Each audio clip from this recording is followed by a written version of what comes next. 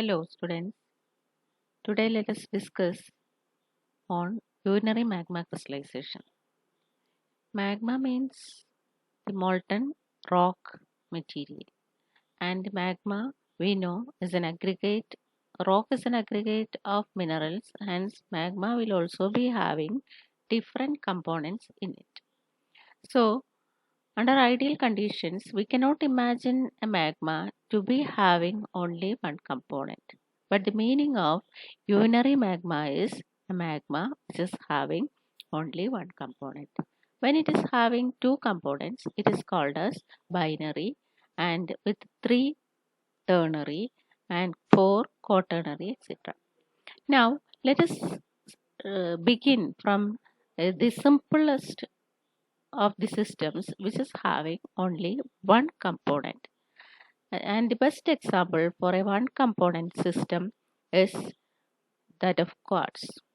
Quartz is a mineral which can exist in different forms at different temperatures and pressure conditions.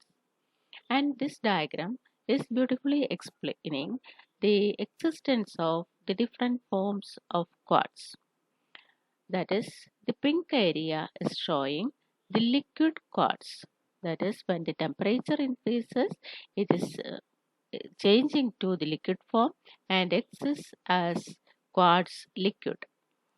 And this graph is showing the temperature pressure variation. There are two variables which are represented by temperature along the x-axis and pressure along the y-axis.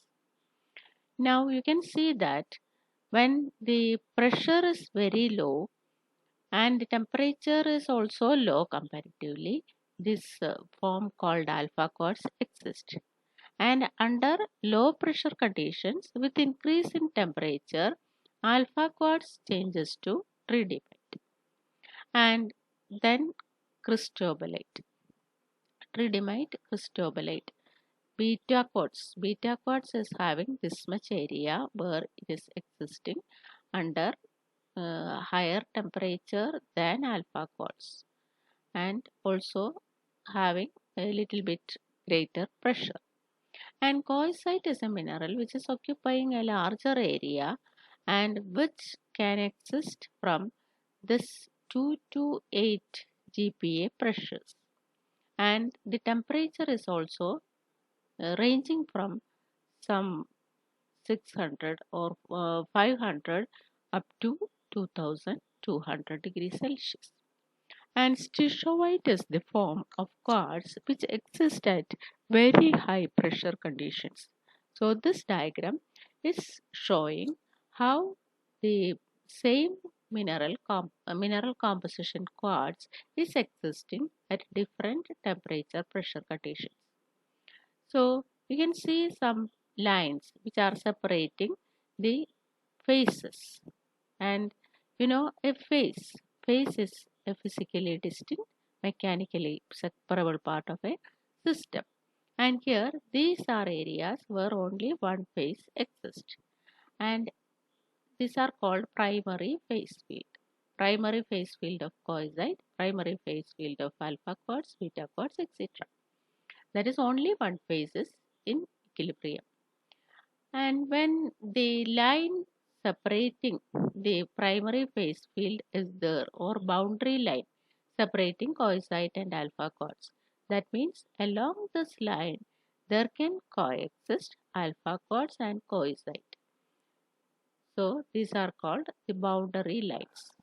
And when two boundary lines or protective lines are meeting at one point, here actually three lines are meeting at this point. So there will be coexistence of all the three phases of quartz like coesite, alpha quartz and beta quartz together at this point, which is called as a ternary point. So any ternary point is showing the coexistence of three primary phase fields in equilibrium.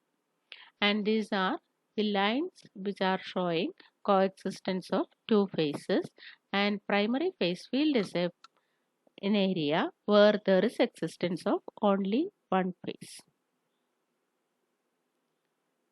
So when we are describing the magmas, there will be 3 or more components.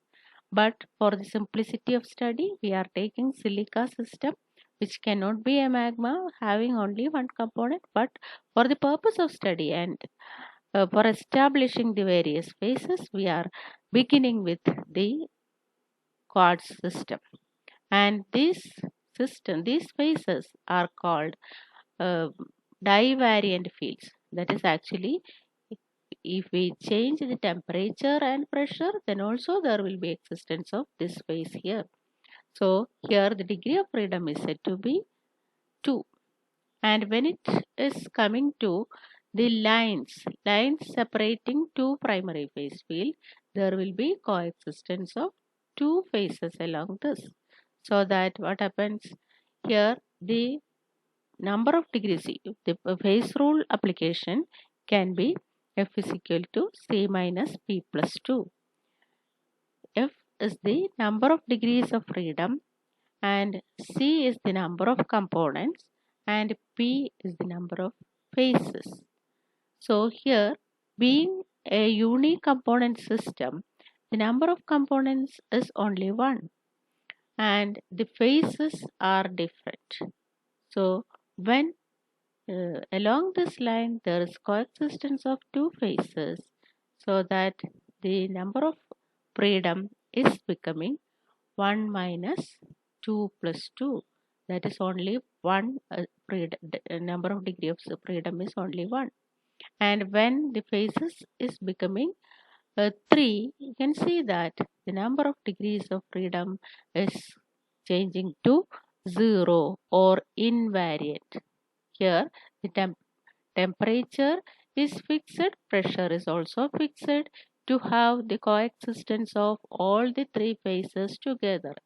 That is, only at a fixed constant temperature and constant pressure there can coexist all the 3 phases together.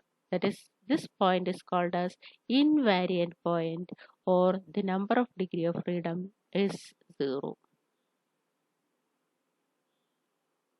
So these lines separating the fields are called univariant lines. Another example for the unicomponent system or unary system is that of water.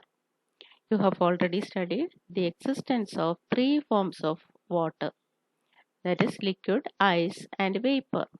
And this is the primary phase field for the liquid water, and this is the vapor form primary phase field, and this is ice primary phase field. And when along this line there will be coexistence of ice and liquid, along this line there is coexistence of liquid and vapor, and along this, at this point where the temperature and pressure is constant, there is coexistence of all the 3 phases together, and this is called as the invariant point. Thank you.